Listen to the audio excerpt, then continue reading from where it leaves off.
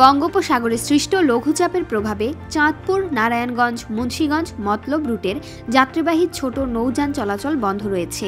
বৃহস্পতিবার সকাল থেকে যাত্রীদের নিরাপত্তা নিশ্চিতে ছোট নৌযান চলাচল বন্ধ করে বিআইডব্লিউটিএ কর্তৃপক্ষ।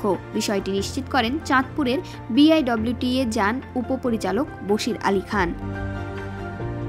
এদিকে ছোট নৌযান বন্ধ থাকলেও স্বাভাবিক রয়েছে ঢাকাগামী যাত্রীবাহী লঞ্চ চলাচল। যদিও যাত্রীর উপস্থিতি কম, বিলম্বে ছাড়ছে বড় লঞ্চ। যাত্রীরা বলছেন, বৃষ্টিতে গন্তব্যে যেতে বিড়ম্বনা পড়তে হচ্ছে, নির্দিষ্ট সময়ে ছাড়ছে না বড় লঞ্চগুলো। চাঁদপুর আসছি তো এখন আজকে চলে যাব। এখন আমরা আসছিলাম 10টার সময়, এসে শুনতেছি লঞ্চ ছাড়বে নাকি 12টার দিকে।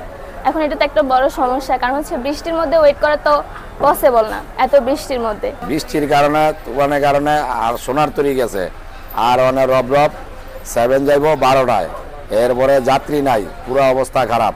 এদিকে লঘুচাপের কারণে চাঁদপুরে নদ নদীর পানি কিছুটা বৃদ্ধি পেয়েছে। উপকূলীয় জেলা চাঁদপুরের অদূরবর্তী দ্বীপ ও চরসমূহকে 3 নম্বর স্থানীয় সতর্ক সংকেতের আওতায় আনা হয়েছে।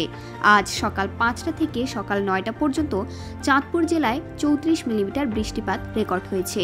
ভারী বৃষ্টি বা বজ্রসহ বৃষ্টি হতে পারে বলে জানিয়েছে আবহাওয়া অফিস। চলমান ঝড় বৃষ্টি থাকায় বিপাকে পড়েছেন খেটে খাওয়া মানুষজন। এতে করে সড়কে যানবাহন ও মানুষের চলাচল কমে গেছে। শহরের বিভিন্ন মোড়ে ও বাজার এলাকায় দেখা গেছে মানুষের তুলনামূলকভাবে কম উপস্থিতি।